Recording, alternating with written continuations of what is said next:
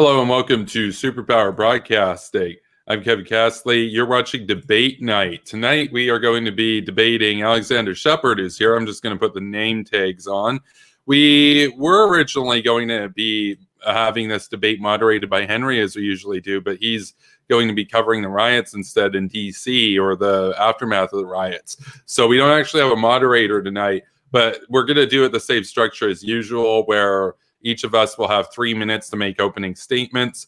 Alexander can go first because he's the one challenging me, and then I'll go. And then we'll do a debate for, an hour and 15, hour and 30 minutes or so. And then we'll go to closing statements. And then I'll go first for the closing statement. And then Alexander can close that off. And that's basically how this is going to go.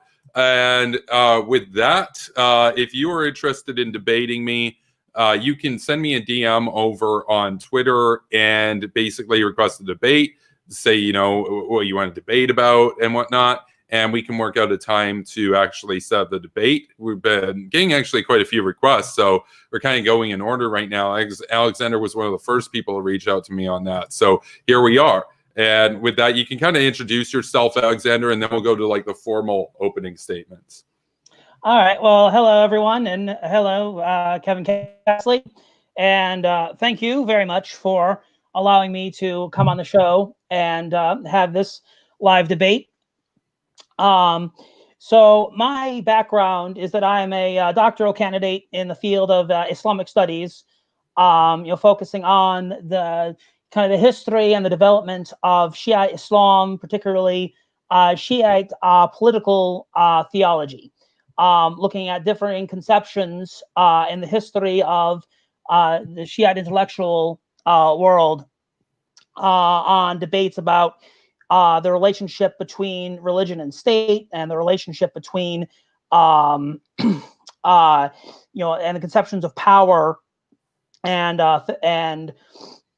particularly in the modern sense, this is really personified with, the current Iranian regime, with the ideologies of Ayatollah Khomeini and Khamenei and their supporters and their theology of what's called, in the English term, is called guardianship of the jurist, their philosophy of having kind of a divinely sanctioned, single consolidated powerful figure, and critics of that doctrine within the Shiite world, such as Grand Ayatollah Sistani, who is based in Najaf in Iraq, as well as within Iran, such as Ayatollah Matazari, who was originally one of Khomeini's right-hand men, who later became a dissident, and for most of his life in the Islamic Republic of Iran, lived under house arrest for criticizing Khomeini and Khamenei. But the main focus here, for the context of our debate, is within the context of current foreign policy and especially American-Iranian relations. Mainly looking at whether or not a war with Iran, on par with a war in Iraq or a war in Afghanistan, would really be in the best option for America's interests, and whether or not it's really truly feasible to either engage in that war, if it's more practical for us to have try to negotiate with Iran and have a working relationship with Iran, and if really we could try to have the same kind of relationship to Iran that we have to countries like Saudi Arabia or Israel or European Union countries. And when we get into the real substance, of the debate, I will be articulating the point that, our foreign policy with respect to Iran in the last 30 years or so has, largely been a mistake, and it's really in it's in America's best interests, not really from the perspective that America is the villain and Iran is the good guy. That's not really what I'm trying to argue here. I'm saying that the best possible thing for American geopolitics is to negotiate with Iran, which in my view would help embolden Iranian reformists who do seek to turn Iran into into more of a what we'd consider a Western style democracy. And on top of that, and guys, I'm probably running out of time here, and I'll just kind of make this final point, and then I'll pass it over back to Kevin, is that I'm not here to try to deny or try to sugarcoat or carry water for the current Iranian regime. I acknowledge, of course, and I condemn wholeheartedly Iran's persecutions of religious minorities, such as the Baha'i community, Iran's largest minority, and of course, Iran's persecution of non-religious individuals, such as crimes like blasphemy and apostasy from 12 Shiite Islam is a capital crime, and people are executed every year for converting from 12 Shiite Islam to a different faith. And I'm certainly condemn the current religious apartheid system within the Islamic Republic of Iran, which imposes even a second-class status on its so-called recognized religions, meaning Christianity, Judaism, and Zoroastrianism, and as well as persecution of non-12 Shiite Muslims, such as the Sunni population, and its Sufi population, and even as tying this back to my original point when I was talking about my doctoral research, I'm also certainly not condemning the persecution of even 12 Shiite ayatollahs who have spoken out against the government, because it's, by some accounts, and according to Bali Nasser, a prominent scholar based in the U.S., and he has a book called The Shiite Revival, which is a very interesting book about 20th century political politics, or 12th century Shiite politics. There are more Iranian clergy in prison today in Iran than there ever were under the Shah's time. So I just wanted to get that out and kind of clear the air, saying that I'm not here to try to sugarcoat any of Iran's human rights abuses. But what I am here to argue is that really diplomacy with Iran is was everyone's best interests. Okay. And I'll turn it over to Kevin.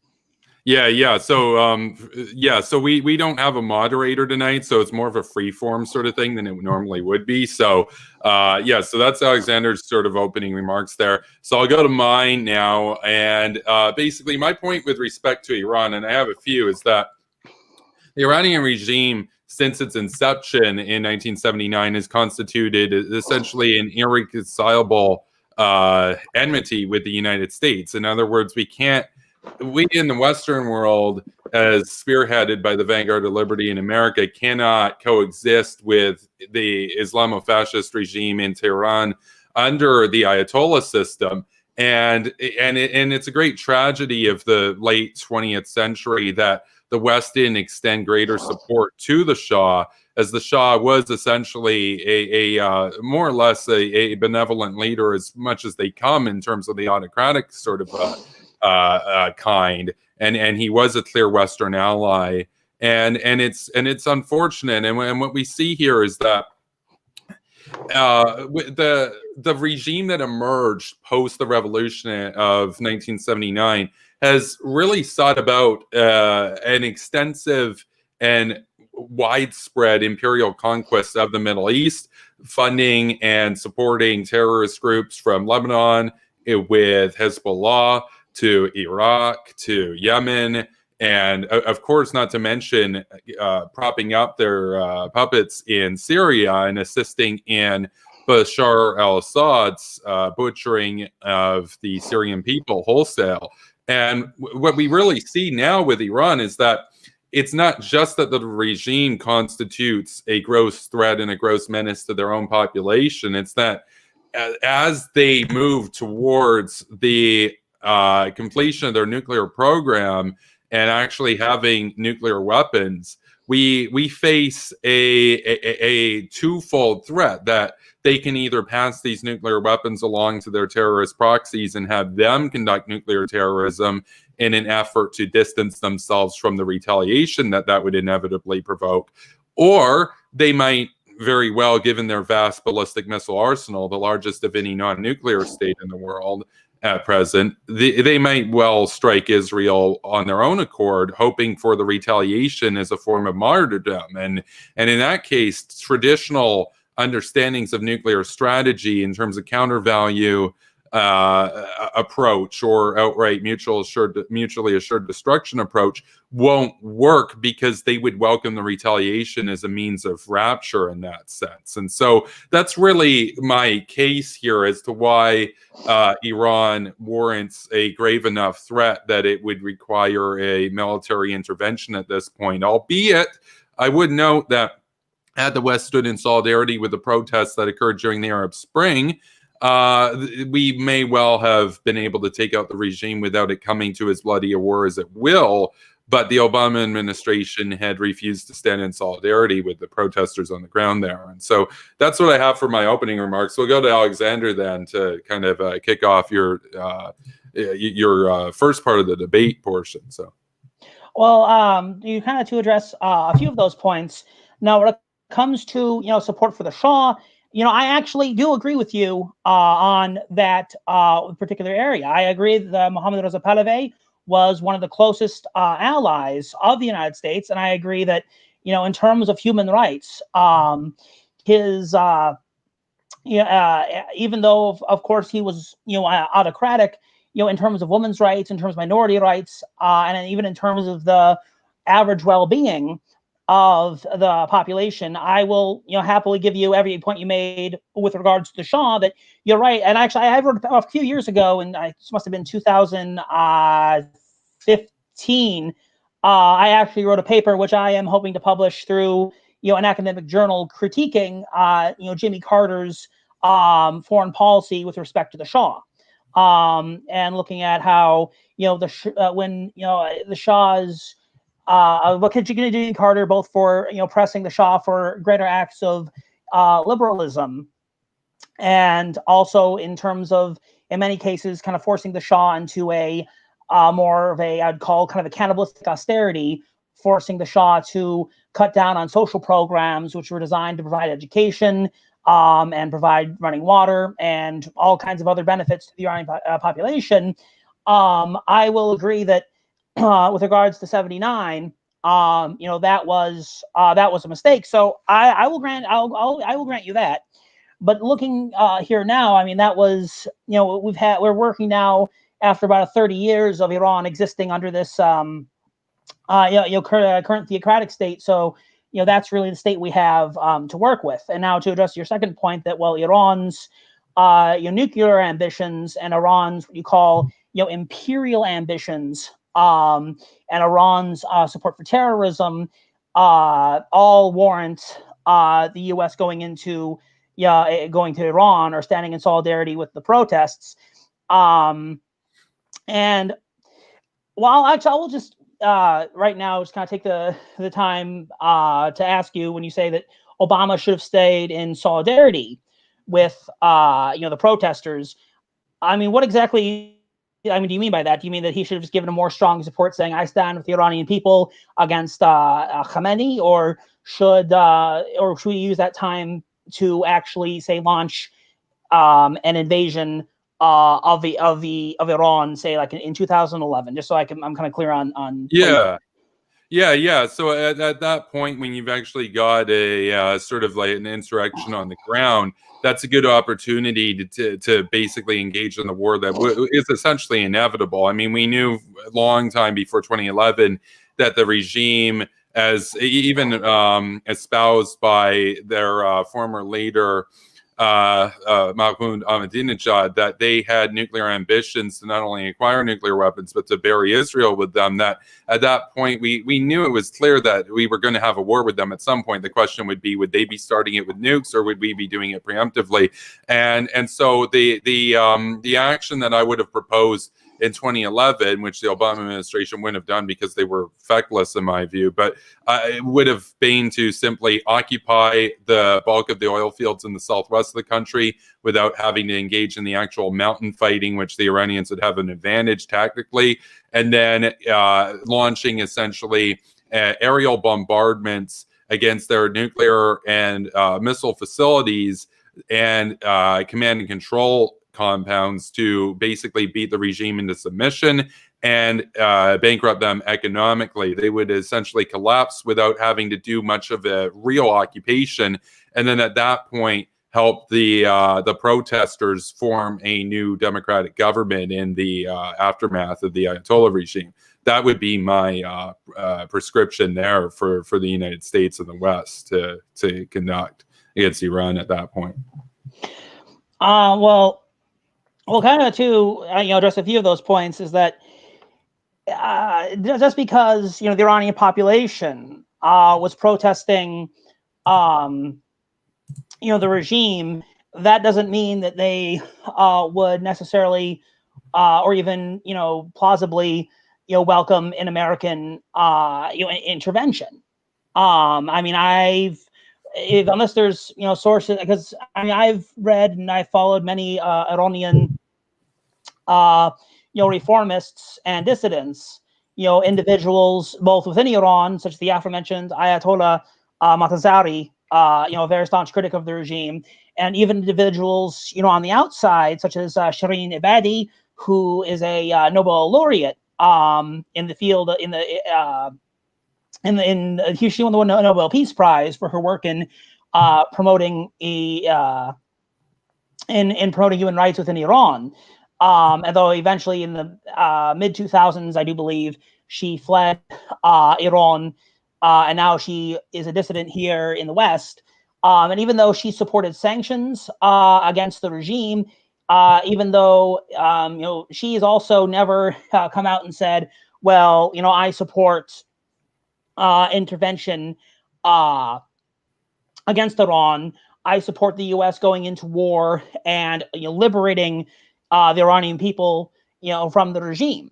And if you just take kind of more, if you just really look at the facts on the ground, if you look, for example, currently the death of Soleimani, and we can see kind of how there was a night and day shift in the way the Iranian population was protesting the regime versus when they were protesting, America, by attacking Iran. And there's actually many analysts who have said that, sanctions and even a war with Iran, there have been some, commentators and political scientists who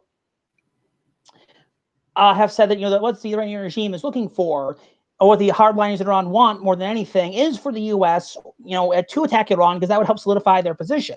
And if you really look at it analogously here in, the United States, for example, before Pearl Harbor, right, in the United States, very many Americans supported the American First Movement. Many Americans were opposed to sanctions against Japan. They were opposed to the Lend-Lease Act. They were opposed to sending troops over to Europe. But when after Pearl Harbor, that the American First Committee disbanded, and Congress unanimously, I think there was only one dissenting voice, voted to go into World War II. Or similarly to 9/11, Bush had very low approval ratings in his first, short time in office. But after 9/11, his approval ratings, skyrocketed. And so I'm just going to make that point that with regards to Iran, going and attacking Iran, I don't think would galvanize the Iranian supporters. I'm not saying they're not Iranians either within Iran or outside of Iran who would support and would welcome an intervention. I'm saying that for most people who are anti-regime, they'd be more opposed to a foreign power, coming into to occupy them. And even if occupation is not the long-term goal, that's how it would be seen with an American attack on Iran. I mean, that's my point. So just to sum it up, this point here is that with in regards to going into Iran, I think that we can see with the assassination of Qasem Soleimani and kind of the night and day difference of the way Iranians were protesting the regime versus when they started protesting America as a counterpoint to, well, these protests serve as a springboard for intervention against Khamenei. Yeah, so there are a couple points to go over there. The first one on the point about the reaction to the death of Qasem Soleimani. The point that what you brought up there was that actually served to galvanize the people around the regime. The problem with that is that there were demonstrations that the regime organized in the wake of it, where they would set up the flag of Israel and the flag of the United States of America on the ground with the intent for the people to trample it, and people walked around it. There were some that walked over it, but most people walked to the side and said, "Nah, we're done. Why are we sending our kids to go and die over in Syria and Yemen and elsewhere? And why are we wasting all this money? We could be a rich country." And instead, the regime is just waging proxy war after proxy war to expand its interest in the region. And a lot of them were just done. They're done with the regime. And the second point is the one that you brought up about how, well, even if there's still American sentiment there right now, if you go in there to actually engage in military operations, that's going to help the regime, that's going to make the regime basically get what they want. I disagree. And the analogy that you brought up in regards to World War II, on the actual face of it, it might seem to be an appropriate analogy, but I don't think it's an appropriate analogy for the simple reason that Japan and Germany didn't have a real chance of actually ending the American system. So the American system survived, and the people rose to stand with Washington and repel the imperial conquerors in Japan and Germany. Whereas in Iran, I don't like, the regime has a bluff where they're like, "Oh yeah, attack us. We'll just galvanize everybody around us." The problem with that is the United States could destroy Iran in an afternoon if it really wanted to. I mean, you would agree that the United States could basically just level the regime in a day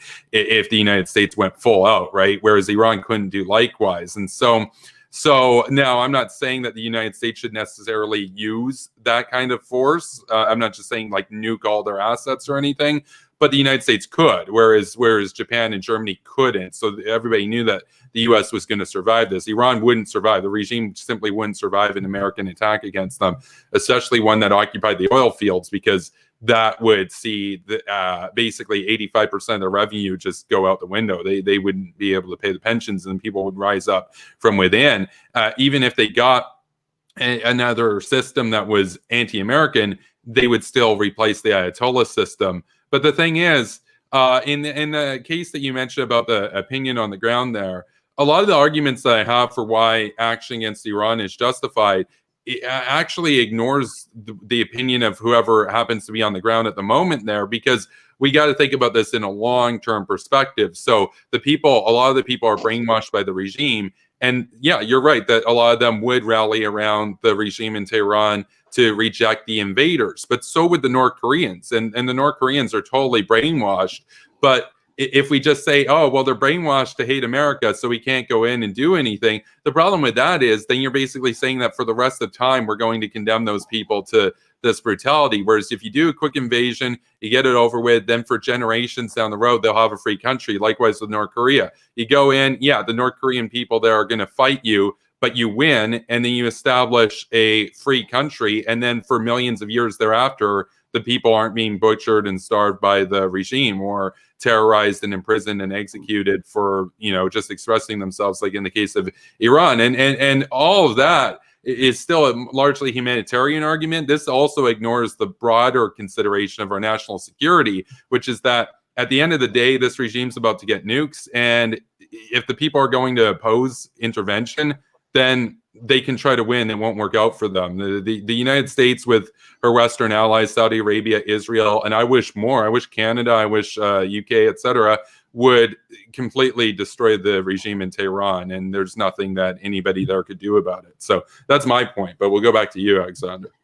Okay, well, there's that point, and I also noticed, because I've been looking at the comments, through the course of the debate. And when you're saying that, well, Iranians are, forced to really, go show up at the protests, and I know that someone in the comments just said, well, Iranians are forced to show up protests for photo ops. I mean, that's been a very common analysis. That they're forced to do that. They're held at gunpoint, and they're being forced to go and protest the regime, protest America on behalf of the regime. Well, I have no doubt that the Iranian regime is providing incentives to that. But I think at this point, I was thinking about this about a year ago. Soleimani was killed, and when there was the force of the anti-American protests. And I did hear you mention that on an earlier stream you did about Iranians, refusing to step on American or Israeli flags. I was going to look at, fact check that before this debate. I don't know if that's true or not true, but I'll give you the benefit of the doubt. I can find the video. I'll see if I can actually find the video for proof. Okay, I'm not saying that. I'm not accusing you of making that up or anything. I can definitely believe that happened, but that also doesn't prove that the Iranians who refused to do that were necessarily want an American intervention. But the point before is that this is kind of like what I would call almost Schrodinger's Iran. On one hand, they can't contain massive protests which rocked the nation in 2019. It got to the point that Iran at a certain point, and I'm sure you know as well as I do, that the Iran government actually just shut down the internet. And because so many people were uploading anti-regime pictures, you had women who were taking off their hijabs and posting pictures of themselves with their hair uncovered, and that's been a very common form of protest. And so, but if they're unable to contain that, it would just seem like common sense would tell us that they wouldn't be able to turn around and kind of galvanize the entire, population to go out and, protest in favor of the regime and condemn Soleimani when they really hated him. But now, just to kind of address another point, you said, well, the Iranian population is brainwashed, by the regime. Okay, I can grant you that, but that I think would make more problems with us down the road if the U.S. did in fact choose to invade Iran. And I will grant you what you said. I'll grant you that the regime in of itself wouldn't be able to survive a war with Iran, a war with America, in the long term. I can 100% grant you that the regime would fall very, very quickly. And I think, because I know before before the chat streamed, you're talking about some videos I had made, way back in the day. And I even, in one of the videos I made towards you, I even said, I can grant that the Iranian regime can fall, very quickly. But but I think we'd be looking at, given Iran's population, we'd be looking at an insurgency for how Lord knows how long, which I would argue would be worse and much more effective than either the insurgencies in Afghanistan or the insurgencies in Iraq. Because in the case of Afghanistan and Iraq, in the case of Afghanistan, the Taliban government received diplomatic recognition from Saudi Arabia and Pakistan and the UAE. Did not have diplomatic recognition of any other country. It was a virtual pariah state, and the Taliban government didn't even control all of Iran. Only Afghanistan. Excuse me. The Taliban government really only controlled kind of the southern areas of Afghanistan, the ethnically Pashtun areas, when the northern, primarily the Hazara and the Uzbek and the Tajik areas were under control of a coalition of anti-Taliban groups called the Afghan Northern Alliance. And in the case of Iraq, Saddam's regime was a pariah state as well. I mean, barely anyone liked him. The Arab League had largely distanced themselves from him. Of course, Iran itself wanted him gone, and that kind of leads into another kind of avenue I wanted to explore a little later, but I'll just finish this point first. And even when the U.S. first invaded, Iraq, many of the Iraqi exile community, supported the intervention. I've known Iraqis who have lived in the U.S. who had an active role in supporting, American intervention in Iraq. And Grand Ayatollah Sistani, are you familiar with Sistani? I'm not. Okay, well, this is he's, I think, largely crucial here for understanding the situation both in Iraq and in Iran. But Grand Ayatollah Sistani is the most widely followed Shiite religious figure in the entire Shiite world, because in Shiite Islam, I'm not sure. Are you familiar with the concept of marja taqlid? No. Which is that?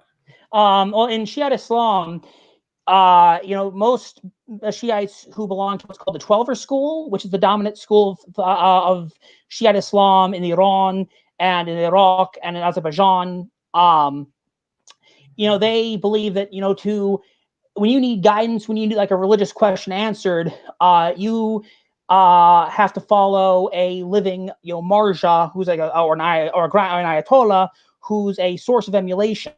So the job of an ayatollah in this system is, well, you have a question about how to pray, or what breaks your fast, or how, or whether or not you can use Facebook, any kind of minute thing. You go to the ayatollah or the grand marja, and you ask him for a question, and he gives you an answer, and that's what a fatwa is. It's a fatwa in Shiite Islam is the marja, or the ayatollah answering, your answering your question. And kind of here has an aside, because I think this is an important note, is that many people in the West, people often call Khomeini and Khamenei, the ayatollah, and kind of give the impression that that Khamenei and Khomeini is like the single undisputed,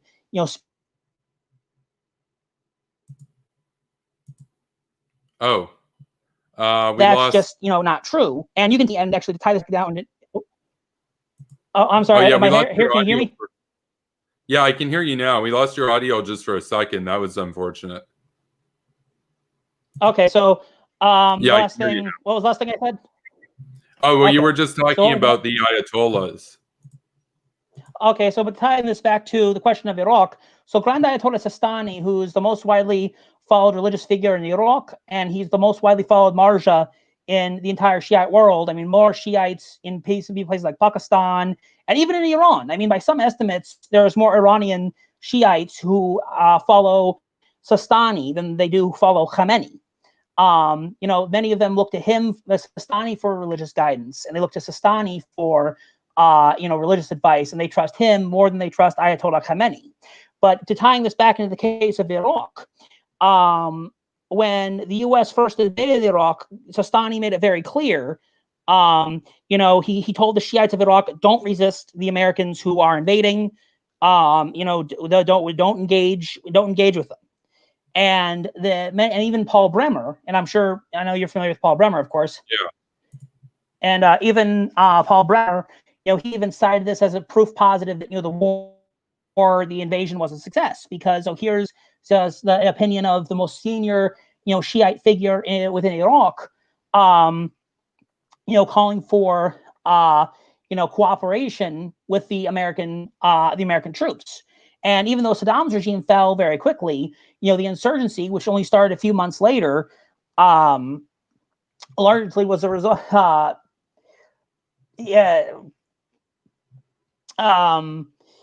Sistani throughout, oftentimes, he always collaborated, largely with American interests. I mean, he condemned sectarianism, and he condemned, and his supporters even got into fights with anti-American Iranian-backed Shiite militias such as the Mahdi Army.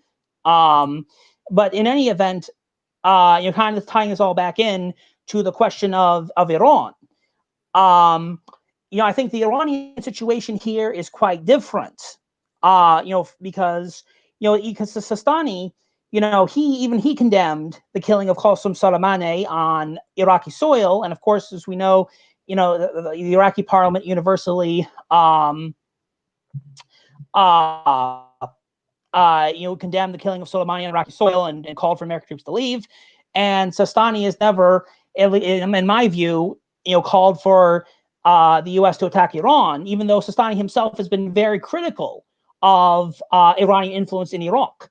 And Sistani has largely, and his supporters, his Najafi clerics, have often said, well, we reject both Khomeini and Khamenei's political philosophy has an aberration and not true Shiism, and we reject Iran trying to control Iraq. But despite their opposition to the IRI,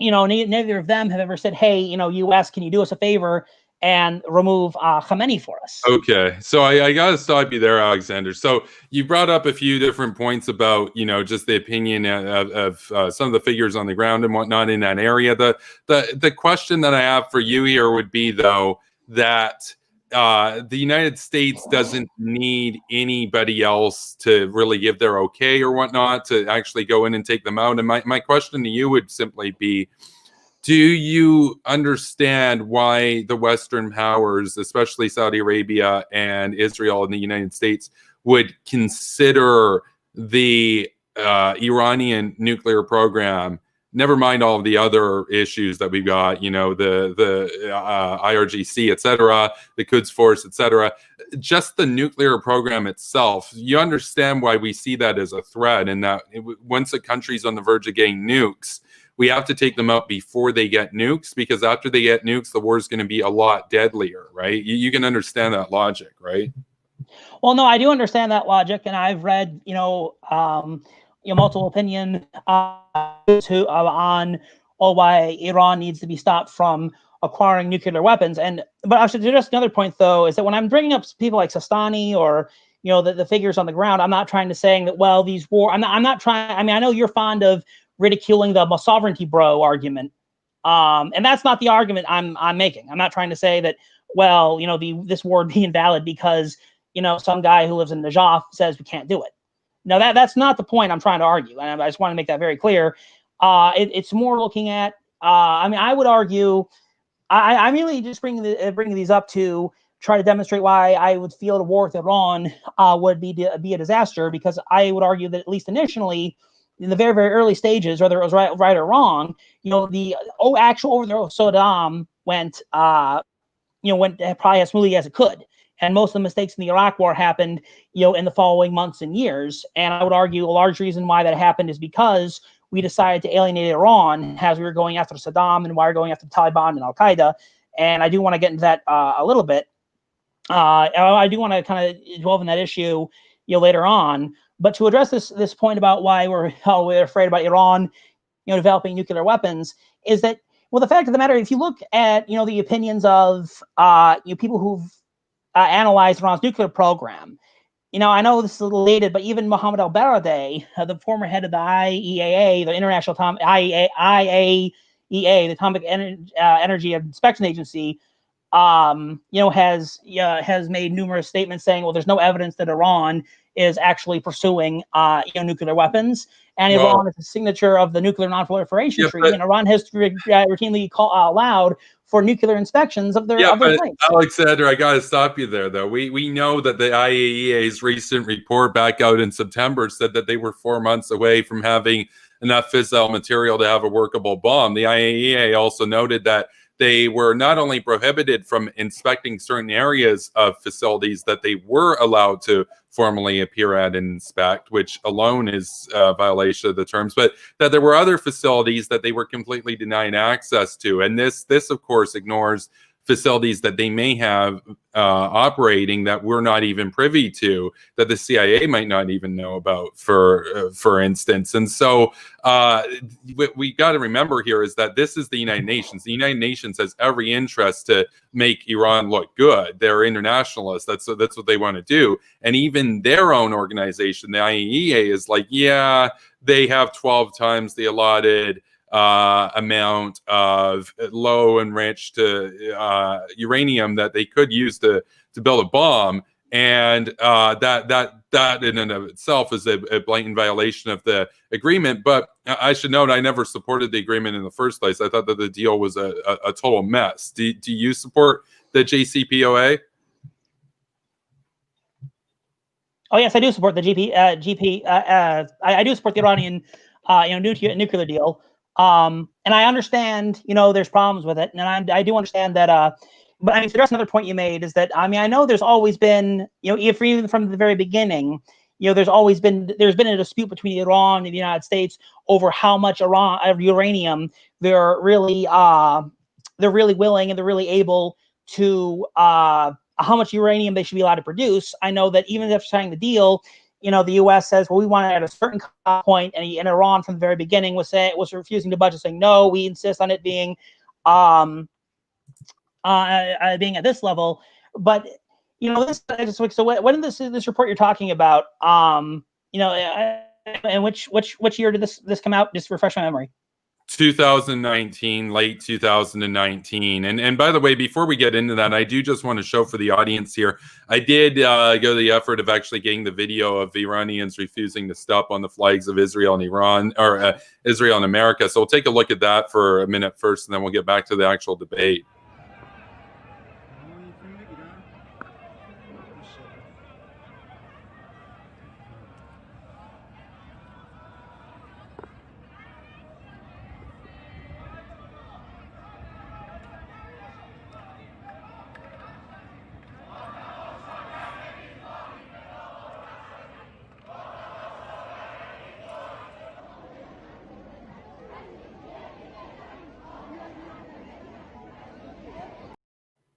Yeah, the video goes on for about a minute. We don't need to watch the whole thing. The point there is that there's some like true believers that still step on them and stuff, but the vast bulk of the crowd just refuses to have any part in the demonstrations that the regime organized. Now that's a minor point, just to go back to what we were talking about before, but that kind of goes to my argument that there are a lot of people in Iran that are clearly opposed to the propaganda and the tyranny of the Ayatollah regime. So, but we can go back to what you were talking about, though, where you were asking about the date of the report. It was September of 2020. Or I said 2019. I meant 2020 because we're in 2021 now. So, like 4 months ago. Well, I mean, actually, I do have kind of two responses. And the first is that. Well, I mean, I'm going to comment on what you talked about with the Iranian nuclear program, and then I'll also comment on, this video you showed, because I kind of have two kind of responses to that. The first, with regards to the Iran nuclear program, I mean, this is September 2020. This is 4 years. I mean, so this is after America, America kills Qasem Soleimani, one of their top-ranking, generals, and this is after the U.S. already pulls out of nuclear out of the nuclear treaty, and this is after multiple assassinations of Iranian nuclear scientists. This is after still a continued policy of selling weapons to Israel and Saudi Arabia, and this is still after support for because the U.S. has been and Israel have been shown to support both Baluchi separatists in southwestern Iran and Kurdish separatists in or southeastern Iran. I'm sorry, Baluchistan is southeastern Iran, and Kurdish separatists in northwestern Iran. So in regards to so I have no doubt that's happening, but I would say this point. I would argue that if we wouldn't be having that if the U.S. At least since after 9/11, when there was an ideal opportunity to build about a new era of relations between Iran and the United States, that if we had taken up the offers of previous presidents before Ahmadinejad, most notably Mohammad Khatami, if you're familiar with President Mohammad Khatami at all. Yeah, well, here's the problem with that is that you mentioned before that there were reformers and stuff within Iran too, and that we basically shouldn't see it as like a monolith of the Ayatollah. I disagree with that, which is that the Ayatollah is the one who's basically appoints everybody to the council that allows for the candidates to even come up in the first place. So if there are reformers in place like Rouhani or whatnot, they're there by the will and grace of the Ayatollah. And so it's largely a front that they put on for the rest of the world. And for all intents and purposes, the regime should basically be regarded as in that sense, a monolith of the supreme leader system. And so any sort of attempts at rapprochement or thawing or detente with the United States of America should be regarded with a high degree of suspicion, because the Iranian regime, as I mentioned, since its inception, has been an enemy of America. Of course, in their early days, they kidnapped hundreds of Americans, etc. They've conducted acts of terror against America's interests in the region. You also mentioned about how the United States has basically, well, you can see why Iran is doing what they're doing.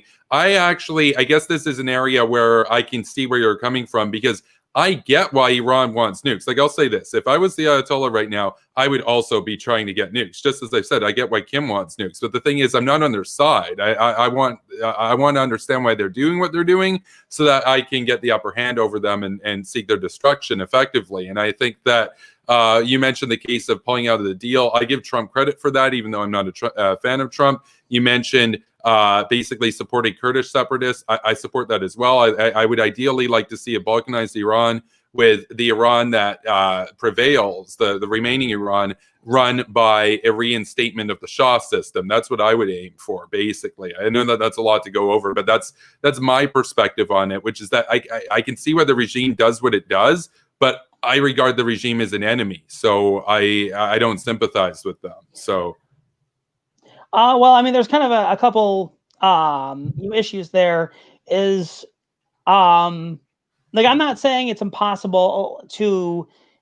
I'm not going to say it's impossible to bring back the Shah system. Or I mean, I know because Reza Shah, Reza Shah, the Mohammad Reza Pahlavi's current son, he lives in the United States, and he's been very critical of the regime. Yep. And as far as I know, I mean, he has never, as far I could be wrong here. I could be.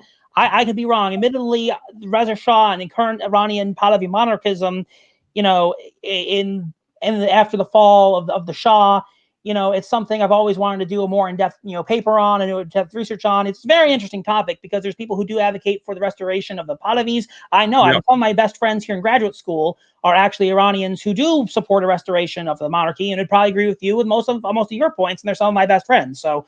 Yeah, well, that's the thing. Like, some people kind of straw man it as if I just want like a liberal democracy right now or anything. It's like, no, I'm aware. You mentioned that there would be a massive insurgency if the United States came in, and I don't disagree with that. That's pretty obvious. The thing is, if you had the Shah system reinstated and you had U.S. backing there, you'd have a U.S. ally where you'd have the Shah, who already has a vast degree of legitimacy with the people.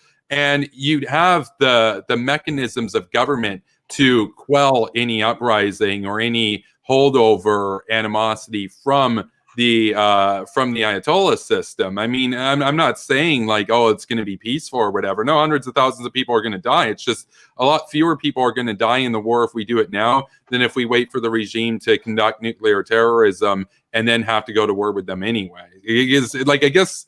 You make the point that the West should be doing more diplomacy with them, but to me, it's inevitable that we can never be at peace with them, that we're inherently and intrinsically at odds, and therefore a war that kills 500,000 people today is better than a war that kills 10 million people tomorrow. That's my logic. So, no, and I do understand, those arguments, but I mean, well, it's kind of impossible. Well, it's impossible for us now to say, okay, what exactly would a restoration of the Shah, of Reza Shah III look like? And I know wasn't your main point. Your main point was talking about why we really can't negotiate with Iran. We can't really bring Iran to this is going to happen sooner or later. But I'm just curious. I mean, what exactly are you basing that off of? There can't really be rapprochement with the current. With the current Iranian government, in some form. And I'm not saying that because actually I want one. But going to the point here is that when you're saying that, well, all this politics in Iran, it's all just kind of for play. It's all kind of for show. There is certainly validity to that argument. Of course, the Guardian Council does vet candidates, but Khamenei is not. Well, Khamenei has multiple. Even within the Guardian Council, he has rivals, to his position. He has, and he's very old. I mean, he might feasibly die of natural causes in the next 10 years. And when it does, there's a lot of dispute over who's going to replace him. One person who feasibly was talked about replacing him was another Ayatollah named Rafsanjani, who had a reputation for being more of a reformist. And there's also another person to the right of Khamenei named Ayatollah Yazdi, who, and going and harkening back to the question of, I explained before what the Shiite concept of Marja Taqlid was, really the Marja of like the Ahmadinejad, faction of Iranian conservatives, was a very radical Ayatollah named Ayatollah Yazdi. So, but to tie this back is that even if you're looking at dictatorship like North Korea, or if you're looking at Stalin, or if you're looking at Nazi Germany, if you're looking at any dictatorship, Hannah Arendt wrote in the book about this, showing that any dictatorship, there's really no one person calls all the shots. Any authoritarian is always most concerned about threats to his position, within the Iranian, or within the system below him, within the bureaucratic system below then.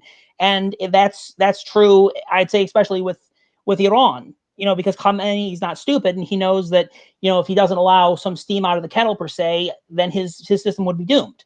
Right, but the problem with that is though that it's still, for all intents and purposes, a tyrannical system, and that the case of North Korea, for example, is another one. Like, to use North Korea as an example, there you could say, well, Kim has to appease some generals and whatnot, and here and there. I mean, we can disagree over the extent to which that is the case, but I would argue that actually, at the end of the day, it's irrelevant, because whether you're led by one person with absolute power or one person who's got like 98% power and has to worry about a couple other keys to power, at the end of the day, you're still being ruled over by a tyrannical entity that's hell-bent on controlling the entire region and wasting all of the fruits of your labor in order to build up a nuclear weapons program, a ballistic missile system, fund proxies throughout the region to attack other countries, destabilize the region, and of course prop up all these kinds of brutal regimes from Syria, and of course engage in a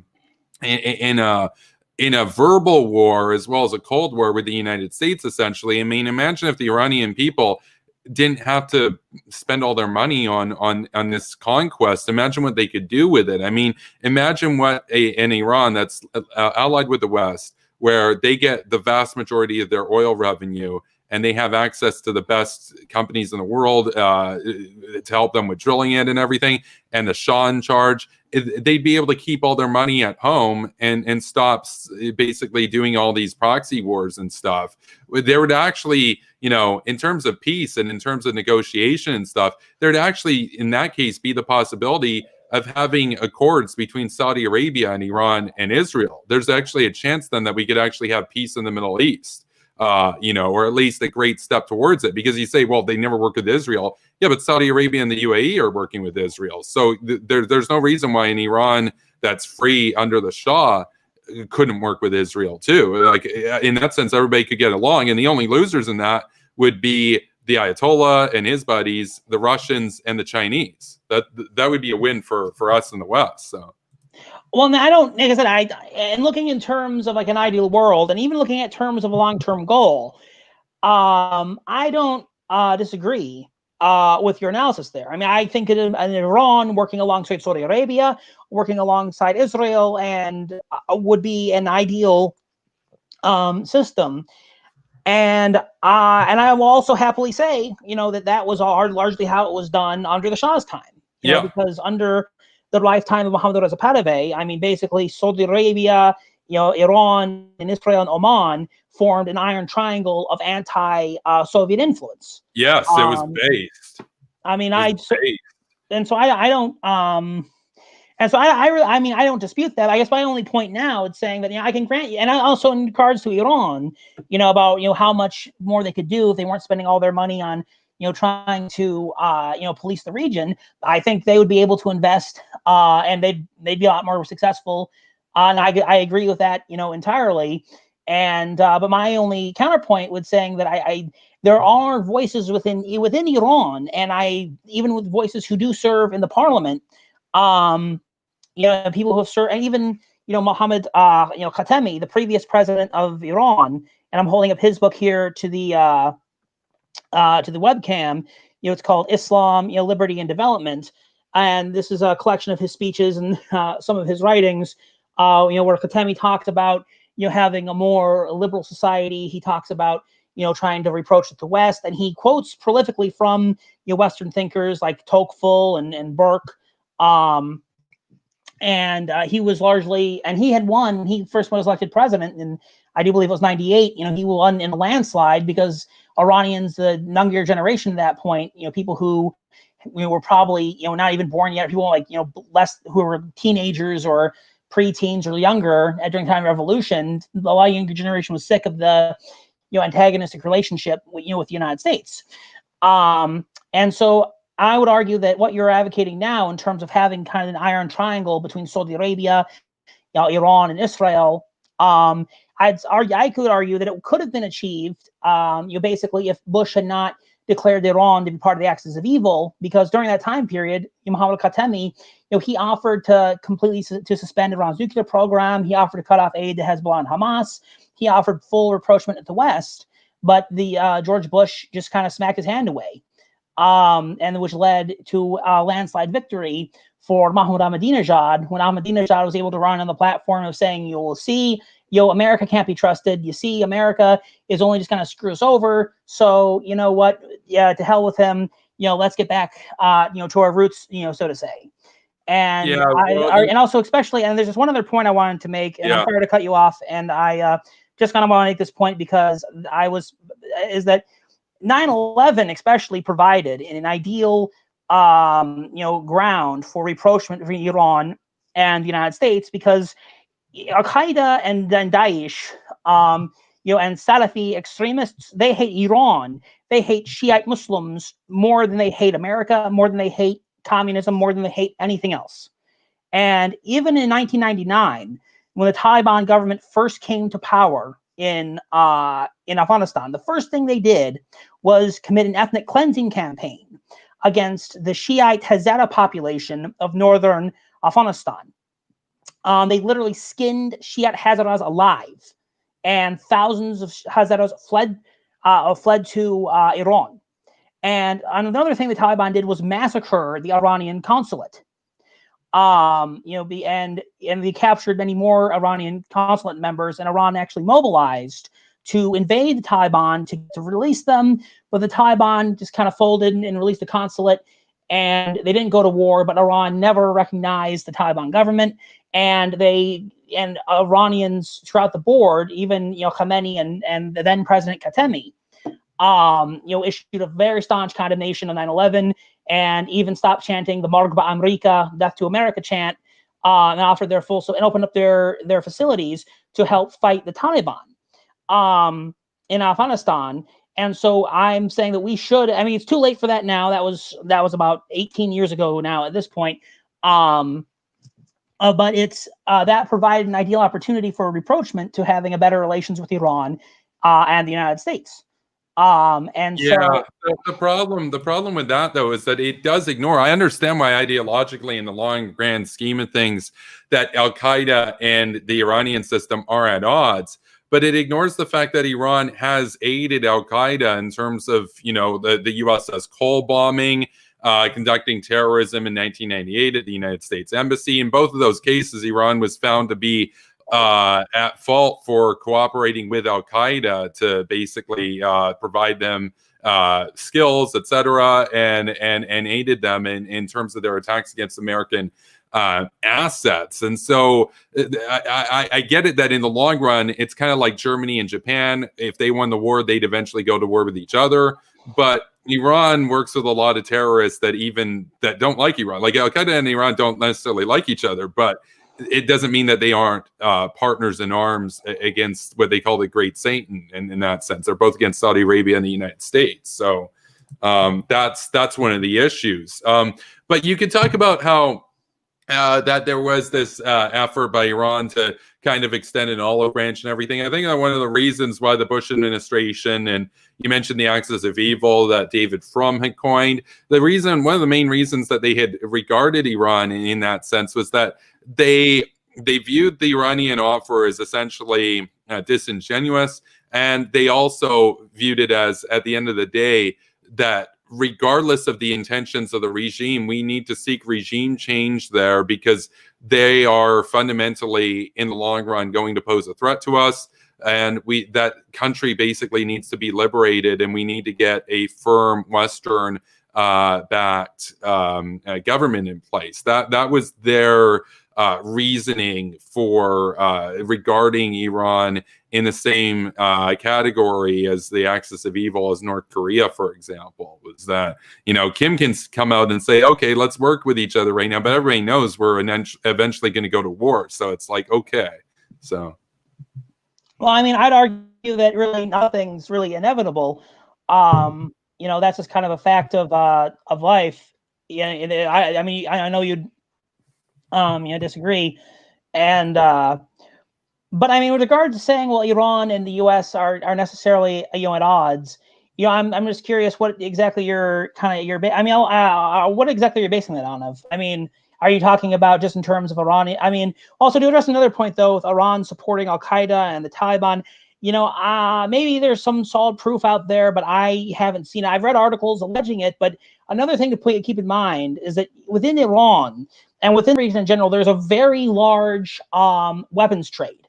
There's a very large illegal weapons trade of smuggling. And so there's been instances of people like Taliban and Al Qaeda, using Iranian weapons, but you can't really prove that they were provided by Khamenei. You can't prove they were provided by any higher ups in the Iranian military, or if they were just either smuggled out of Iran by a rogue arms dealer, or it's also feasible because Iran recognized the Afghan Northern Alliance, who was the Taliban's antithesis, the Taliban's enemy in Afghanistan, and supplied them with weapons. And so it's it's feasible that some Afghan Northern Alliance soldiers were ambushed, and then they took the Iranian-made weapons. And in regards to helping US's coal bombing, I haven't heard them assisting in coal bombing before. I'm not sure if you could provide any kind of proof for that statement. Yeah, I mean, maybe there's allegations. Because another thing about Al Qaeda, though, it's also not in terms of these attacks being coordinated. It's like, even Al Qaeda has been known, to take credit for things they didn't do, before.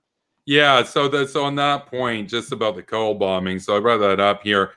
Basically, in 2015, U.S. federal judge Rudolph Contreras found both Iran and Sudan complicit in the 2000 bombing in the USS Cole by Al Qaeda, stating that, quote, Iran was directly involved in establishing Al Qaeda's Yemen network and supporting training and logistics for Al Qaeda in the Gulf region through Hezbollah. And the problem with this is that you can say, well, that's their proxies and whatnot and everything. The problem is that Iran's got a long network of tentacles that, they can always offer this, well, was that really us sort of thing. The problem is that that's the same logic that they're going to use if they give nukes to, say, Hezbollah, or they give nukes to the Houthis, and the Houthis nuke Saudi Arabia or nuke Israel. Iran can be like, well, it wasn't really us, it was our proxies. It's like, yeah, but who supports the proxies? Who's the one signing the checks? Who's the one sending the weapons to the proxies? It's Iran. And so whether or not the Ayatollah personally knew that they were providing assistance to Al Qaeda, at that point almost becomes irrelevant, because their proxies are directly funded by the bureaucracy in Iran, and that Iran, in that sense, is essentially the source of much of the problem in the region there. And when I think about the case of Iran, and in terms of rapprochement and everything, it does miss another point, which is that even if we were to say, okay, there was a chance at getting a better relationship with them, I'd still think that's not worth it, that it'd be better to get a Shah-type system in place. But it misses the point that we're on the verge of them getting nuclear weapons right now, and regardless of how the past could have gone, they need to be dealt with at the moment. And so I guess my question to you would be, you've argued before that taking action against the Iranian regime right now would be worse than the payoff of it. But I disagree. I really think that a war right now would be less deadly than a war once they have nuclear weapons. But would you disagree with that? Do you think when they have nuclear weapons, it would be less deadly? Because I think that now is the best time, anytime we're going to get in the future. So, well, I mean, this is, to kind of start off is that I said, I mean, I know that we've talked, I mean, we were talking about before about Iran, enriching allegedly beyond capacity, but that's still, really not, proof, in my view, that Iran is actively pursuing, nuclear bombs. But even if they were, even if Iran did develop nuclear weapons, that's not that doesn't mean it's going to really help their cause in any way, shape or form. Because in our day and age, countries which have, besides the, I guess you could call it the big five, U.S. or besides the U.S., Russia, and China, if we look at other smaller countries, like if you look at North Korea, they have nuclear weapons, but they're still a basket case. I don't think really Iran developing nuclear weapons would really result in them having any kind of leverage. And I know, and actually, this is kind of another point I wanted to bring up before, is that a point I think you alluded to before, and which has been. I just want to clarify. I just want to clarify right now, just before we move on to the next point. You're using the North Korean nuclear arsenal as a reason why Iran wouldn't be a big problem having nuclear weapons. When I would argue that North Korea having nukes right now is actually the greatest threat to world security at the moment. I would argue that that was the worst mistake of the last 30 years in foreign policy. But that's. But I mean, but even you, I mean, North Korea, hasn't used their nuclear weapons against Seoul. They haven't used their nuclear weapons against Tokyo. They haven't used their nuclear weapons against. Their plan is to get about 1,200 to 1,800 nuclear weapons and the delivery mechanisms with the proper accuracy and range so that they can go to the United States and blackmail them and say, look, we will nuke you 5 times over, basically, if you get involved here, but we're going to take Seoul and South Korea unilaterally, and you're going to let it happen and send your 30,000 troops to the wolves, basically, to be captured. And if you decide to fight, we will basically vaporize your cities, and you don't really want to do that. That's their goal. Their goal is to not actually use the weapons. It's to use them as a blackmail mechanism so that they can take the South by force, and the South will promptly surrender once they find out that America doesn't have their back. That's their goal. That's their goal. So the threat with the North Korean nukes isn't even that they're going to use them. It's that we know what they're doing. We know their intentions. I know their intentions. I studied this shit for like almost 15 years now. I know what the hell they want to do. They're dead serious about reunification. And the second that happens, we lose 50 million people to communism, to the Juche version of communism in the North, which takes over the peninsula.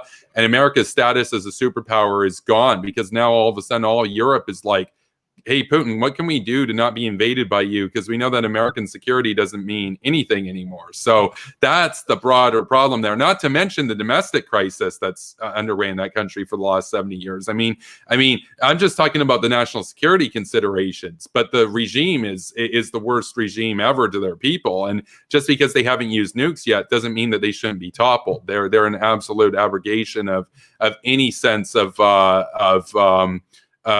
moral grounds to be regarded as sovereign. They're simply forfeited their sovereignty in that sense. Okay, well, regardless of North Korea, and okay, maybe that was a bad example, because admittedly, North Korea is not. I mean, I haven't really looked at North Korea, really extensively in any of my research. So I won't. Perhaps that was a bad example, but in the case of Iran, but you're saying how long? So actually, second question: how long has North Korea, had nuclear weapons? I mean, when did they develop them? Like what year? So they tested their first nuclear weapon in late 2006, and so that gives them 14 years. This is the part of their nuclear saga in which they've been engineering and testing new devices. They still have not formally tested a workable megaton range thermonuclear bomb yet. However, it's likely that the latest test that they did in 2017 was a boosted fission device and had a yield of approximately 225 kilotons. Additionally, when they got their nukes in 2006, the largest extent of their range on their delivery mechanisms was about 5,500 kilometers, so not enough to pose a threat to any U.S. assets outside of the Asia-Pacific region. Now, their latest ICBM, and I actually might still have the picture here just on there it is. I have this one from a previous stream I did. That's their latest one. That's actually the largest rolled mobile ICBM in the world right now, and that is on an 11-axle transport director launcher, and it's designed to be roll mobile, cruise around, basically go anywhere in the country, and at an order by the supreme leadership, it can launch a missile with a very heavy payload at any target in the United States. And so they've got these very recently. So they're at a stage in their nuclear development now where even though they've had nukes for 14 years, they only have like realistically 60 to 100. Whereas in the next 14 years, that's when they're going to go from having about 100 to maybe 1,200 or more, because it's an exponential sort of growth in terms of their capacity as they mass produce their tells to deliver them. And so that's the big threat with them. And so in 28 years, you're going to see almost all of their nukes produced in the second half instead of the first half. And that's the big danger with them, is that we're at a point now where people can say, and I've debated Dylan Burns, for example, foreign policy advisor to Mike Revelle, debated him about this, arguing that we should conduct a first strike against North Korea.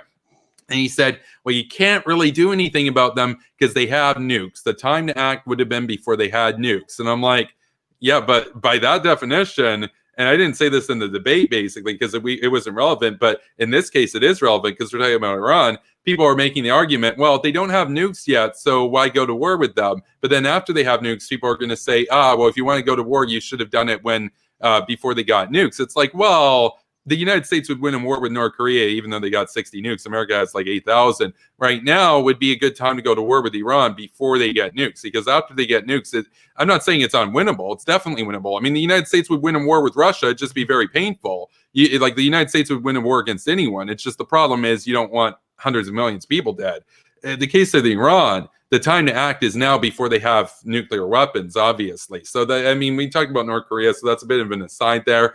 But we're talking about a time between when they test a 2-kiloton device to when they've got a 225 kiloton device with the ability to get anywhere in the Western Hemisphere, a time of literally 11 years. That's all it took for them. And they're dirt poor. Iran would probably be able to do it faster because they have a bigger infrastructure in place and actually a better economy than North Korea. So, well, I mean, yeah, and of course, I mean, the North Korean example is it is certainly relevant because I was the one who initially brought it up, and like I said, I'm not as I'm not very as informed about North Korea as I am about Iran.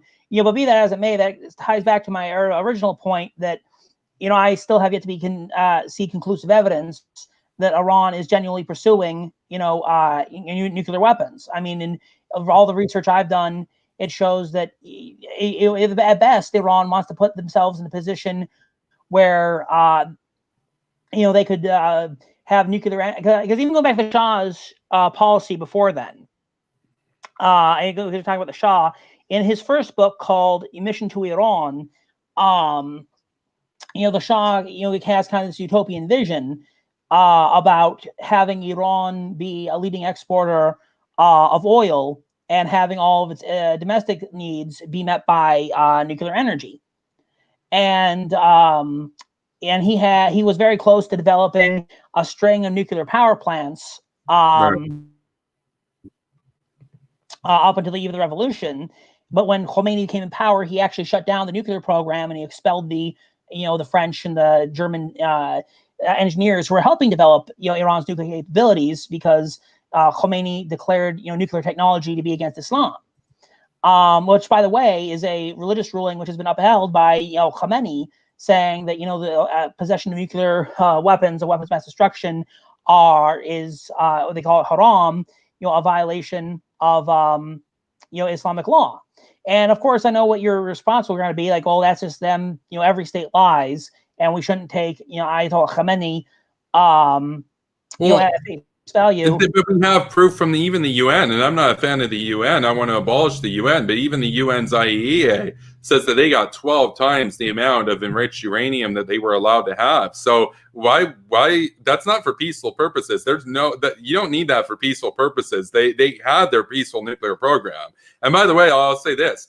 I've said it before, I think only America should have nuclear weapons, but I would prefer, I wouldn't have that much of a problem with the Shah having nuclear power and even nuclear weapons if he's a loyal U.S. ally. I wouldn't have a problem with that. The Iranian regime right now, yeah, I would have a problem with that. They're anti-American, so. But again, what you think the IAEA report you mentioned? Well, this is one of two things. This is this happens 4 years after the U.S. pulls out of the nuclear deal, after the U.S. antagonizes Iran for 4 years, or even more than 4 years, going back, at least to, since they were declared to be part of the axis of evil. And even you admitted, about half an hour ago, that if you were Ayatollah Khamenei, you would be actively trying to pursue nuclear weapons in order to deter American, Yeah, interference. yeah, but I'm not on his side. Like I know you're not on his side. I'm not. Right, but by the same logic, I get why Kim wants nuclear weapons too, but like because he feels scared. But here's the problem. I don't care about his feels. I literally want to vaporize the guy's body. I don't care what he feels. Like, he's my enemy, right? So he has to go. Likewise with the Ayatollah. It's like, I get why the Ayatollah is worried about America coming in. I want him to be worried. America is the vanguard of liberty. He should be shit scared. That would be my opinion.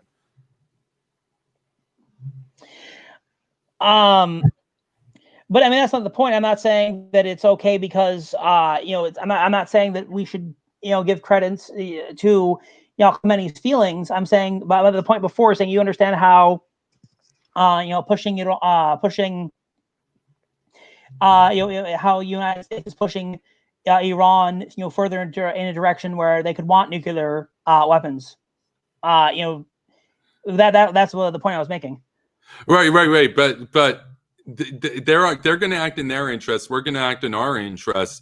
Our interests are pretty clear at this point. I mean, even if we grant to you that maybe if Bush and Frum had taken a different approach in 2001, that maybe things could have gone differently if Iran wasn't labeled in the axis of evil, I would still disagree with that. But I would say that was 20 years ago, and we've got these guys close to getting nukes now. They got to go. They got to go. Like, you can understand why, like, just as I can understand why it's in Ayatollah Khamenei's interest to get nukes, you can understand why it's in the White House's interest to take them out before they get nukes, right? Like, you can understand that. No, I can understand that. I can completely understand that logic, and I've read a lot of arguments in favor, of that position.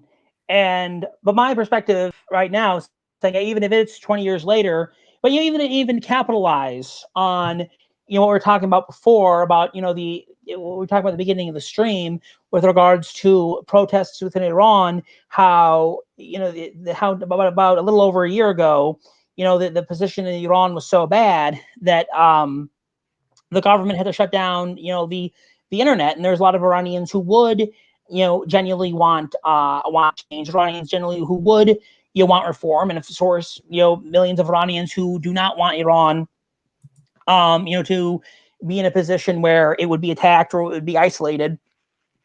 In the case if they developed, nuclear weapons. And so my thesis still is, tying this back to the original point of this debate, that if we, by normalizing, relations with Iran, by, working towards a more positive relationship and ending the sanctions and allowing more Iranians to, come and study the United States and allowing Americans to visit Iran and vice versa, and having the same kind of relationship we have with like Israel or, Saudi Arabia or, I know Turkey's kind of on shaky ground right now. That would be a further deterrent to Iran, to Khamenei. Even if I did grant you that Iran is, or that Khamenei wants, nuclear weapons, even if I did grant you that Iran is in the process of developing nuclear weapons, even if I did grant you that, I'm saying the best way to deter that now without resulting in bloodshed, and also to have a mutually beneficial ally in the region, to harken back to our points when we're talking about the common fight by Iran and the United States against Al-Qaeda and against Daesh and against the Taliban, the best way to do that is to end the sanctions against Iran, because that would help undercut Khamenei's position with America extending an olive branch. That's my similar position. If we lift sanctions on them, we're essentially legitimizing their regime and enabling them to acquire even greater wealth to exacerbate their nuclear ambitions. And I'm not interested in doing that for a couple of reasons. The first is that the Iranian regime is a bit different than the House of Saud in Saudi Arabia. The House of Saud are loyal American allies. The regime in Tehran has been from its inception opposed to America and regarding America as evil. Second is that I want to go to something that Daniel Boardman commented on in the chat. He said, better relations with the Islamic Republic is like wanting better relations with the Nazis. And I agree with that, which is that it was possible to actually work with Hitler and tame Hitler and I guess team up with Hitler. And you could say, well, we could team up with Hitler against Britain or something or like that. It's possible, but it misses the point, which is that even if you got Hitler to not declare war on America, the conditions in that country still necessitate an intervention against this regime. And it's the case in Iran, for example, that even if for some reason the Ayatollah all of a sudden wants to extend an olive branch or whatever, we can't trust them and we can't tolerate them. And we have to seek at the core an agenda of regime change against this country, because the Ayatollah system, we can never have coexistence with them. It's not something that's possible. You mentioned a mutual fight against Al-Qaeda, but I've laid out how Iran has helped Al-Qaeda conduct terrorist operations against the United States. They're disingenuous. And I'm not interested in working with an Islamo-fascist system. I'm interested in having a system like the Shah come in, which will be pressured by the West to slowly, over 30 or 40 years, transition towards a constitutional monarchy where the people have basically what the United Kingdom's people have, or what the Saudi people are going to have in 30 years. The Iranian system right now is an absolute nightmare, and they are on a conquest of the region, and they're fundamentally at odds with us. And it would be a gross waste of opportunity to basically not take out the regime now before they have nuclear weapons, and it becomes more difficult, especially in terms of political will, even if it's still very militarily feasible. So that's my position on it. So. No, I mean, I can understand the position, but I mean, just to capitalize on the House of Saud, and I'm not trying to use a, whataboutism, here. But you mentioned the House of Saud, but every human rights abuse which is committed by the Iranian government, it's also committed, by Saudi Arabia. On a tiny scale, it's not even comparable. Well, on a tiny scale, I bet Saudi Arabia, just like Iran, still, executes, members of sanctioned religions. It still executes homosexuals. It still persecutes women, and it's still committing a horrible. If you're using, the Hitler example, I would say, Saudi Arabia's treatment of Yemen, where according to the United Nations, up to 10 million Yemeni are at risk of starvation because of Saudi intervention. That's the fault of Iran. That's the fault of Iran's support for the Houthi proxies over there. That's not Saudi Arabia's fault. Saudi Arabia is trying to quell that terrorism afoot in Yemen. But it's Saudi Arabia who is dropping the bombs. It's Saudi Arabia who is on terror. The sanctions. On terrorists, absolutely. I support Saudi's fight against the Houthis, absolutely.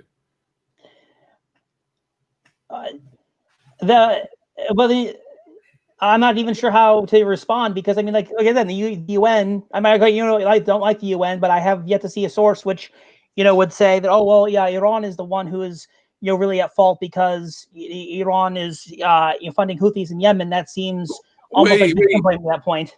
I just got to ask you, Alexander, do you deny that the Iranian state provides arms and funding to the Houthis? Because we literally have satellite proof. No, I don't deny that. I'm not denying that at all.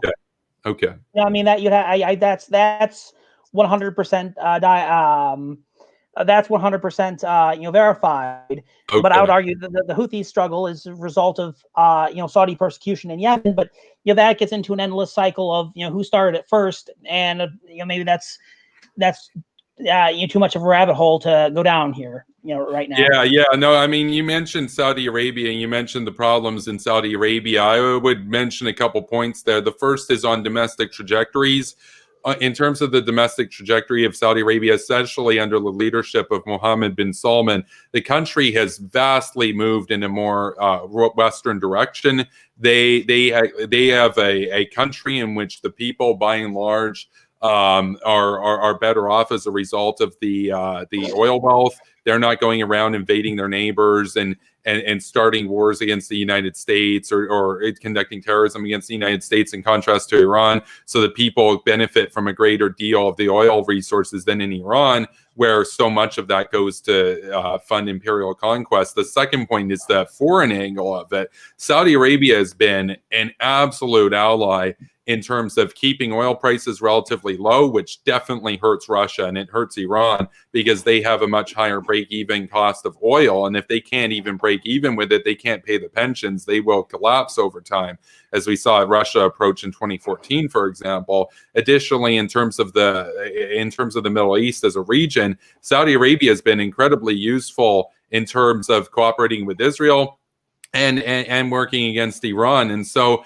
to kind of compare them to Iran itself, it's like, no, one is a very, very, very loyal Western ally. In fact, I would argue, honestly, a better Western ally than even France has been in recent years, and especially than Germany has been in recent years. And in that sense, it's like, are you trying to make a case for intervention in Saudi Arabia? Like, are you saying that we should bomb Saudi Arabia? Or? No. That's not what I'm arguing at all. I mean, I don't support the U.S. bombing, Saudi Arabia. I don't really support beyond. I mean, I don't support regime change wars, anywhere as of now. I mean, the only military intervention I support right at now would be very limited targeted drone strikes or very targeted acts of military intervention, against, designated members of Al-Qaeda, or Daesh or, other long-term threats. That's where I stand right now. You can see why Al-Qaeda and ISIL, you can see why those guys warrant drone strikes. I guess my problem or my question would be, I find this because you're a supporter of Tulsi Gabbard. I find this with a lot of supporters of Gabbard in particular, is that they're not completely anti-war. They do want to fight Al-Qaeda. The problem is they have this mental sort of blindness where they can't see how a regime that happens to call itself a state, like Iran, for example, or Syria, that they can also do terrorism. Like, in other words, you recognize that Al-Qaeda warrants definite strikes against them, and I would agree 100%. But so does Iran and so does Bashar al-Assad, whereas Tulsi Gabbard in particular, she draws the line if you put on a suit and call yourself a state, basically, and the UN agrees that you're a state. I don't like that because Iran and Syria are both states that engage in terrorism just as Al-Qaeda and ISIS do. So, although when you bring that up, that actually did remind me of something else you commented, and this is kind of backtracking maybe about 20 minutes or so, but you just jogged my memory. Is when you're talking about the U.S.'s cold bombing with Sudan and Iran, both being held responsible, and Al-Qaeda, and Al-Qaeda and Hezbollah. But okay, even if granting that is true, but Sudan recently, of course, normalized relations with Israel. Do you support Israel, Sudan, or is Sudanese and American normalization? Well, they have a new government now. That's kind of the thing, though, is that they have a new government in place. Like, if Iran got a new government tomorrow and they wanted to work with the West and Israel, I would welcome that. And I'd say, oh, and they're giving up their nuclear ambitions, we don't need to war with them anymore. That'd be great. But with the Ayatollah system, we can't have that. There can be no peace with them. That's the problem. But you think that that's where I would disagree. Like, I know Omar al-Bashir was overthrown. Omar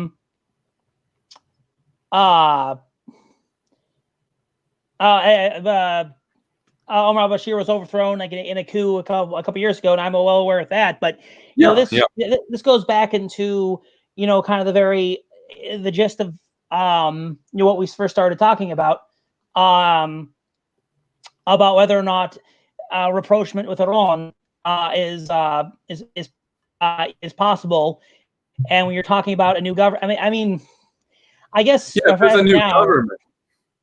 Okay, well, I guess as of now, we're going to have to probably agree, to disagree for the time being. and I'll end about whether or not that's possible with the current regime, and whether or not the current various Iranian presidents count as a new count as a case of negotiation, such as going back before the cases of the presidents of Khatami and even the current administration of Rouhani. And I notice also, here's kind of a side, I'm just looking at the chat. A lot of people are making fun of the way how I pronounce, I guess, foreign names. I don't really know why that's so funny. Well, I do want to say, though, we are at about the 90-minute mark, so we are going to wrap this up now. I do debates all the time. I mean, you're welcome to send me another debate request on a different topic or something, and we can work that out in a few weeks or longer. We got a lot of requests right now, but so you definitely come on and do another debate.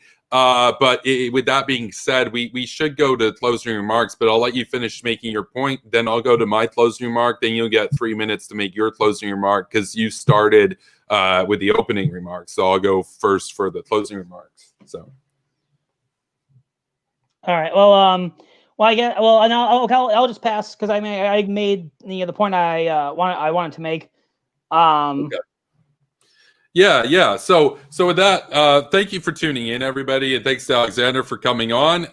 It's always good to debate people that you disagree with and everything. The thing is, my sort of case here is that the problem with Iran is that the regime under the Ayatollah system has for 42 years now, or coming up on 42 years, comprised an existential threat to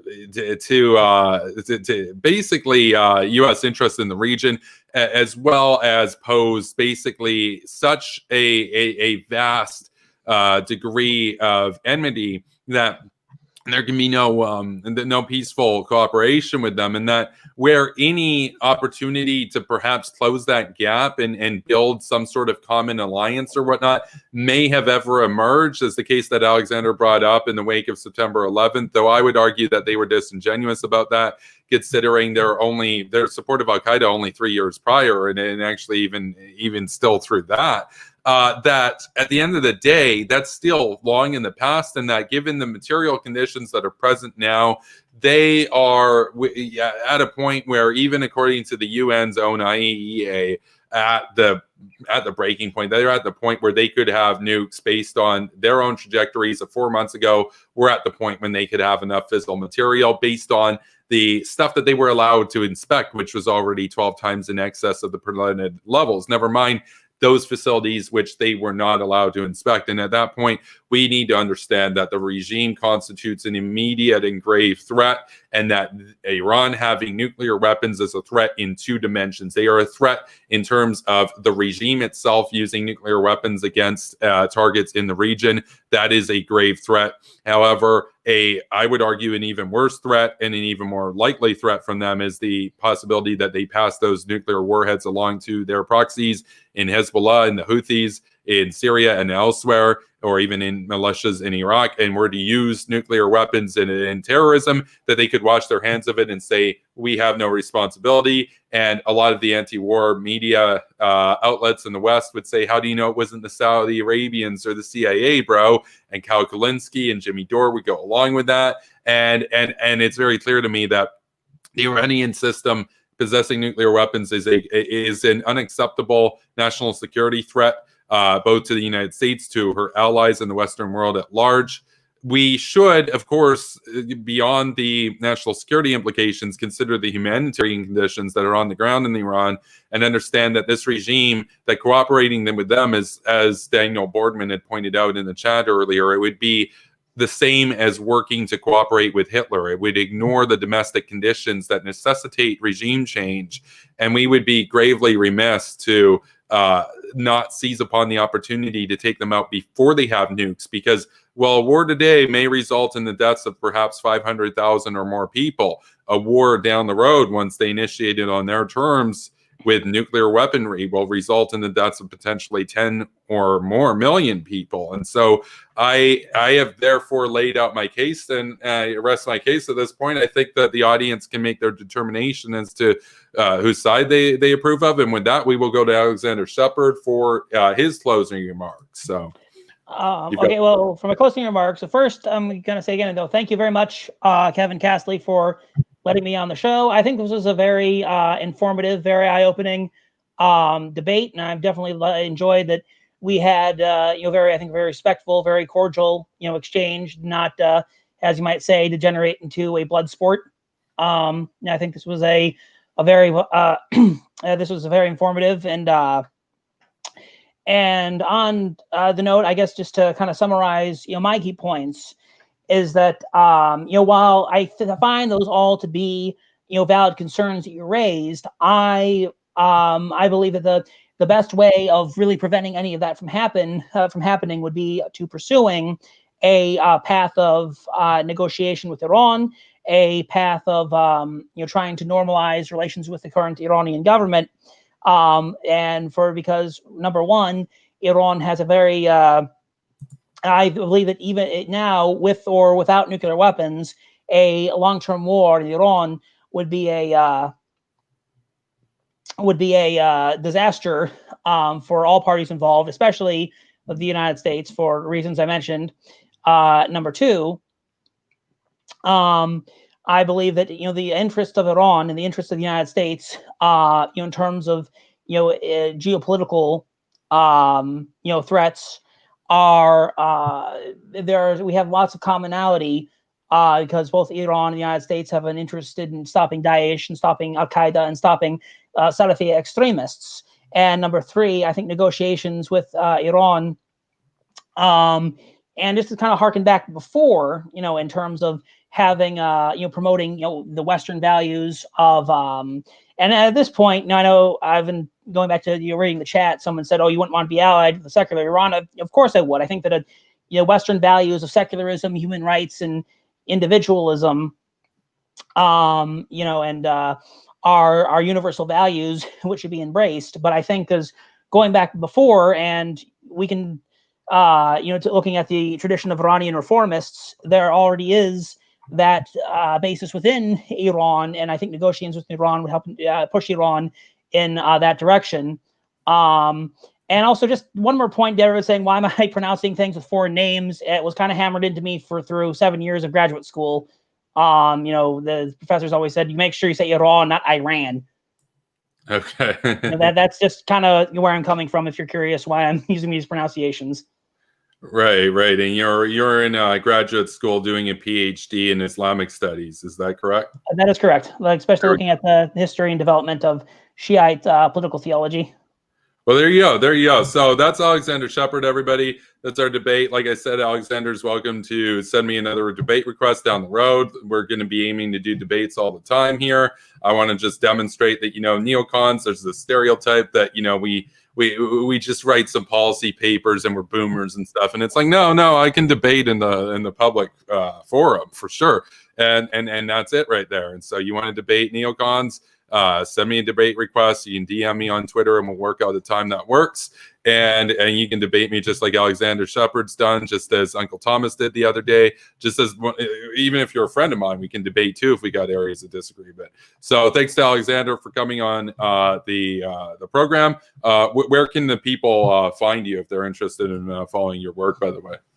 Well, I have I do have a YouTube channel. I haven't really uploaded anything there for quite some time, and it's just kind of sporadic, and it's not really even focused on foreign policy. It's kind of whatever I feel like, talking about. But if you look up my name, just under the name Alexander Shepard, I think there's a few Alexander Shepards on YouTube, but my face is in all my YouTube videos if you want to get some of my opinions, because I have some on foreign policy, some on domestic policy, some on some other miscellaneous issues. I also have an academia.edu page if you're interested in some of my more scholarly presentations and presentations. If you just Google Alexander Shepard, Indiana, it should probably be the first link which comes up if you want to see some of. The more scholarly presentations aren't really about foreign policy at this point. They're mostly about Islamic theology and about analyzing primary texts and about even some older undergraduate ones about shamanism and Christian theology and things of that nature. So if you are interested in that, then you can go ahead and follow me on on academia.edu. But that's pretty much the two, I guess, my main, for the time being, my main public presence is my YouTube channel and my academia channel. And I do have a Twitter, but I haven't used it in a long time. I pretty much only activated it now just to get in contact with you, Kevin. And I'll probably send you a DM, soon. Because this has been informative, and I would like to know more about your perspective. And hopefully, I'll probably ask you, over DM soon about, I guess, about reading material, about any kind of good, books or articles you'd recommend that articulate your position. And on the flip side, if you'd be willing, I can recommend you some books and some articles from where I'm coming from, and maybe you can work out some kind of, you read this book, I'll read that book, and we can come back and kind of give our thoughts. And maybe I can dovetail you, maybe you can hawkpill me. Well, no. There. Okay. Well, I'll accept that challenge for sure. I'm pretty sure I could hawkpill you. The thing is, I don't have too much time to read these days. I work all the time, and I do the 2 shows a day on here, so pretty busy these days. But over the next year, we could definitely make that happen for sure. I'm just happen to be a pretty slow reader these days, but for sure, absolutely. I think that's about everything we got. If people want to follow me, of course, you can find me on Twitter to send me debate requests. I'm on Twitter at Kevin Castley. And if you want to support what I do, you can check out my Patreon, my Ko-Fi, and my PayPal links in the description below. And so with that, have a good night, everybody. I will be streaming my post-game analysis later on in a few minutes, just talking about how I think I did and everything. And that's about that. And are you going to be streaming tonight, Alexander? Because I know you do YouTube too, so. Well, I haven't done a live stream on my channel before. I might upload a video later commenting on the debate. I'm not entirely sure yet. I mean, I only have about 20 followers on YouTube right now, so I don't really have much of a. I just kind of an obligation to my audience, but I might upload something about it, seeing if kind of reflecting on it. I'm not entirely sure. Oh, yeah. No, for sure. So that's about it. Have a good evening, everybody. And I will see you in the next video. So take care, guys. Thank you. You too. Good night.